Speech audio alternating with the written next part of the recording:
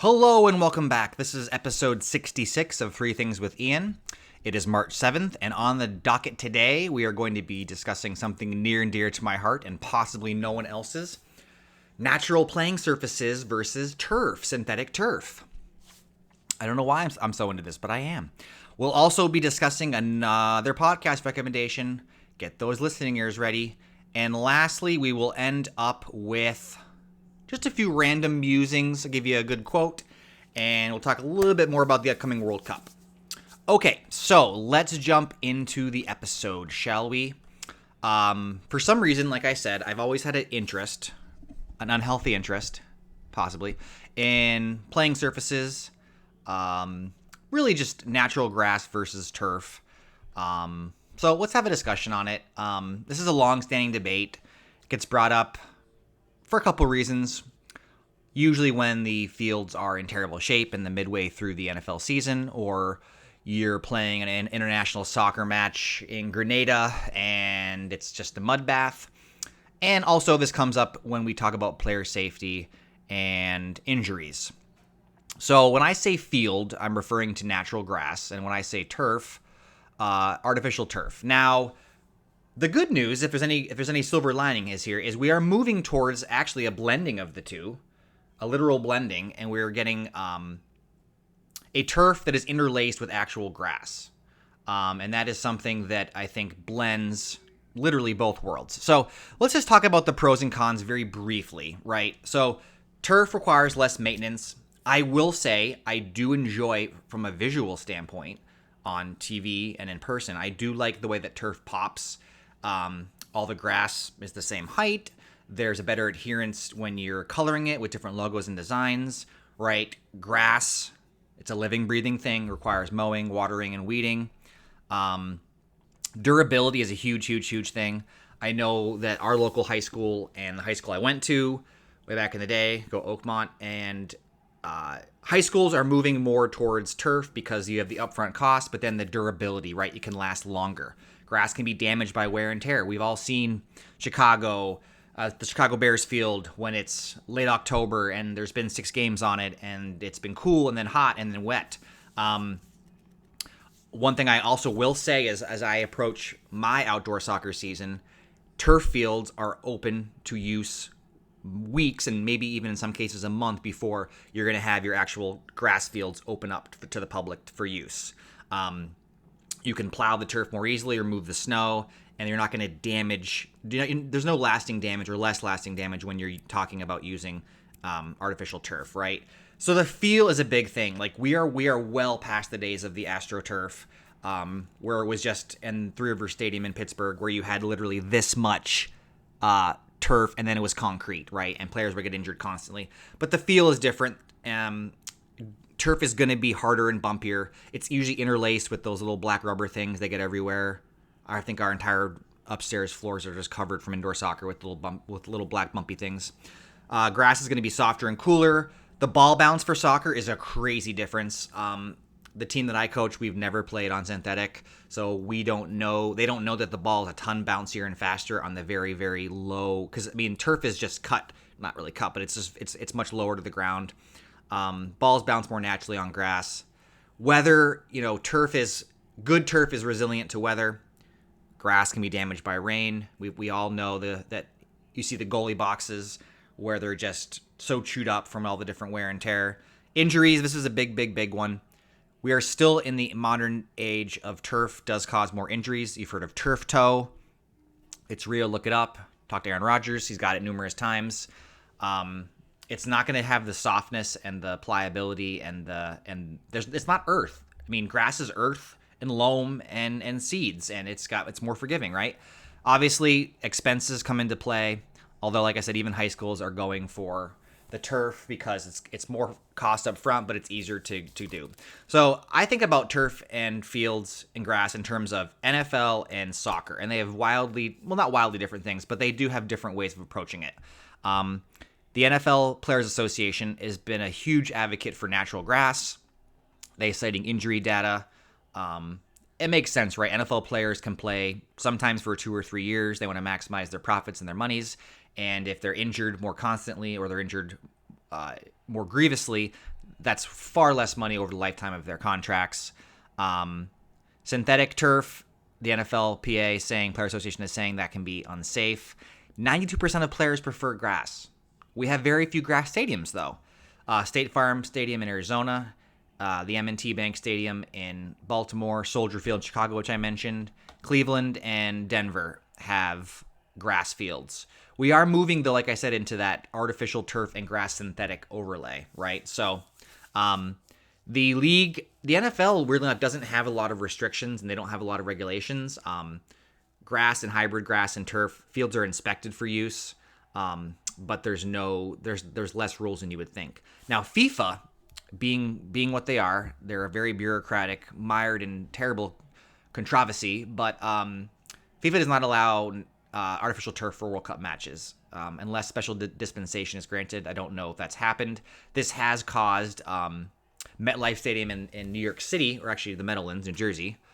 They, for the World Cup final, they are going to have a natural field. So I don't know. I really get into fields and turf. I think that for me, playing on grass is best, but I do think that in terms of football fields, just the way that the numbering looks and the graphics and the visuals, I do think turf has more of that visual appeal. But anyway, I've gone on way too long. Let me know your thoughts. You might not even have any thoughts on turf versus grass.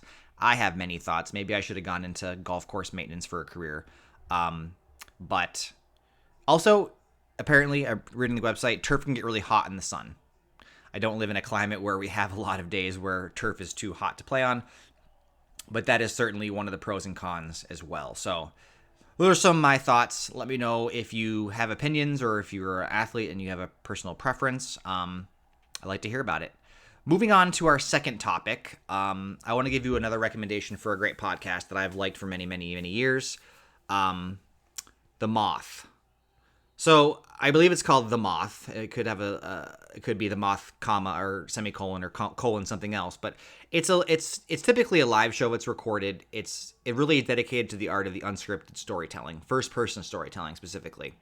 So what happens is I don't know the mechanics of how you get onto the stage. There's smaller. There's a lot of copycat because storytelling is literally the world's second oldest occupation. The first one I will tell you about later. And so they have topics: love hurts, holding on, letting go, hot mess, conviction, and you need to have stories, 7 to 9 minutes or however that is. They will have restrictions. They will tell you. You tell your stories. And The Moth is a podcast that it's got a very high ceiling. And by that, I mean not every episode is incredibly good, but when it is good, it is very, very good. The Moth itself, if you're curious, is a nonprofit group based in New York City, dedicated, like I said, to the craft of storytelling, which is an art. It is very difficult. It's just, I've thought about trying it. It's just something that you need to be comfortable, one, memorizing and rehearsing, getting it down pat. You got to have that down. You have to be able to speak live to a live audience without losing your mind. There's a lot of factors, but the people who are good at storytelling, it's such a wonderful craft, and it's I really love. I mean, think about even the fact of just having an audiobook or being read a story, how pleasant that is, how it just kind of elevates everything. It makes everything more magical, more whimsical. So anyway, The Moth is a weekly podcast. It premiered in 2009. It was a national public radio show. There are many Moth main stages, and there's regional things. And like I said, different towns and local cultural art centers do live storytelling. The Moth Radio Hour, I think, is the premier prestige 1 hour, best of the best, so to speak. It won a 2010 Peabody Award. Like I said, I don't have any favorite Moth episodes. I can usually find them sometimes driving in the car, and I've had some of those driveway moments where I have stopped my car in the driveway and I've made sure to finish the story because it's just that good. So I challenge and welcome feedback on this. Like, have you tell me about your experience? I know some of my listeners have actually done Moth live shows or similar type of live storytelling. I bow down to those individuals. I can talk and ramble for 12 minutes here in the comfort of my basement to an audience of no one, and even that can be stressful. So anyway, my podcast recommendation is the Moth Radio Hour. My third thing is kind of a hodgepodge. I'm about to get ready for an 8-mile run, so I have some scattered ideas that we're going to try to weave together here. So I want to give you an interesting quote. This is from an author, one of my favorite authors, Terry Pratchett. If you don't know him, look him up. Interesting character. He said once, "Chaos is found in great abundance wherever order is being sought. It defeats order because it's better organized." I thought that was kind of clever. So I do feel like sometimes everything is chaotic, and I always wonder why chaos seems to be the natural order of things, and it's because in some degrees, chaos is structured and ordered. It's just alarmingly out there, and we have to make sense of it and parse through what it all means and find a semblance of normality in the chaos. And part of the reason why I like doing this program, episode, podcast, whatever it is, I'm not sure what to call it, is because it does kind of bring a little order to my day. It lets me focus on 3 things that I think have value and are interesting, and like to share them with you. My other thing is, another soccer thing, is the 2026 World Cup final. They're going to incorporate a halftime show. And yes, there's some eye rolling. The game is already important and prestige enough. We're going to add a halftime show.